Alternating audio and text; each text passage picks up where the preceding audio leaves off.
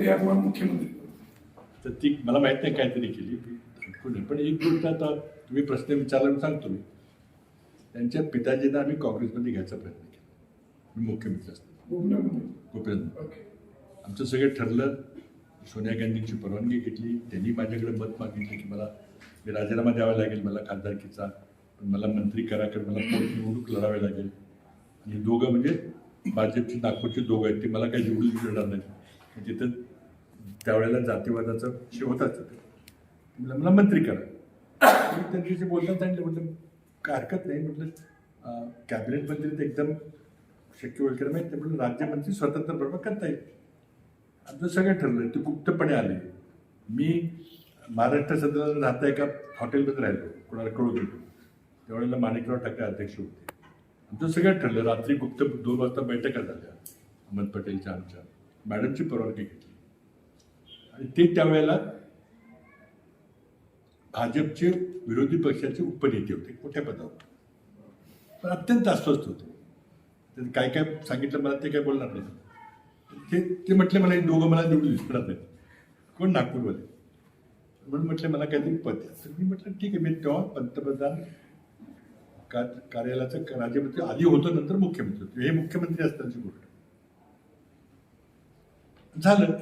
मी नंतर मनमोहन सिंग यांना भेटायला गेलो तर माझी आयुष्यातली राजकीय सर्वात मोठी चूक झाली ती की मी पंतप्रधान न विचारता सोनिया गांधींना विचारून हो म्हटलं चला जमेल. पंतप्रधानांना बोलवलं म्हटले तू हे परस्पर त्यांना आश्वासन दिले का. लगेच लक्षात आलं म्हटलं हो नाही मी मॅडमला विचारलं पण तुम्हाला विचारायचं चुकत झाली. तर म्हटले एका भाजपच्या सत्ताधारी विरोधी पक्ष गटनेत्याला आपल्या पक्षात घेऊन त्याला मंत्री केलं ती लाच दिल्यासारखे मी बिलकुल करणार नाही. पहिल्यांदा ते माझ्यावर रागवले. मला डोक्याला मी हात लावला म्हटलं काय किती मोठी चूक आहे. आणि मग नंतर आलो म्हटलं तर काय ते मार्गच नाही ना विचारायला पाहिजे होतं ना. माझी मोठी चूक झाली. शेवटी मंत्रिमंडळ करायचा अधिकार कोणाचा असतो. सोनिया गांधींनी मान्यता दिली ठीक आहे पण शेवटी मंत्रिमंडळ ते करतात. मी काय बोलावं मी कुठं लपवावं तो मला कळत नाही. मी आलो आणि शेवटी सांगितलं सॉरी ते काही शक्य होणार म्हणजे फक्त एकच मला वाक्य बोललं ते माझ्या आयुष्यात तरी विसरलं. मला म्हटले तुम्ही माझा राजकीय खून केला. तुम्ही माझा राजकीय खून केला होता. वस्तुस्थिती होती. कोणी बोललो नाही काय बोललो काही ठिकाणी पण वस्तुस्थिती पंकजा ताईंचं नाव काढलं म्हणून सांगितलं. घटस्फोट केला त्याच अनुषंगाने पंकजा मुंडेंची काय शक्यता वाटते ते मला माहित नाही.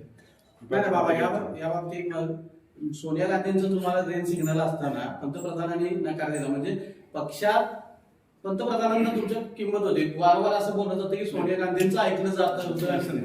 पक्षात घ्यायला सोनिया गांधींनी मान्यता दिली. त्या पक्षप्रमुख होते. मंत्रिमंडळ करायचा अधिकार पंतप्रधान. हा म्हणजे त्या पदाचा मान पंतप्रधानांचा तसं नाही वरून यादी येईल देईल असं नाही. म्हणजे मला तो प्रसंग सांगावा असं युवकांना वाटतो. मोठी गोष्ट मला इतकं म्हणजे मेल्यासारखं झालं की आपण काय केलं. आता स्वाभाविक होतं मला विचारलं पाहिजे. माझे बॉस होते तिथे म्हणजे आधी होते आता मी मुख्यमंत्री विचारलं पाहिजे की असं करूया का. तिथंच नाही म्हटलं तर विषय संपला असता. राज्यात महाराष्ट्र सरकार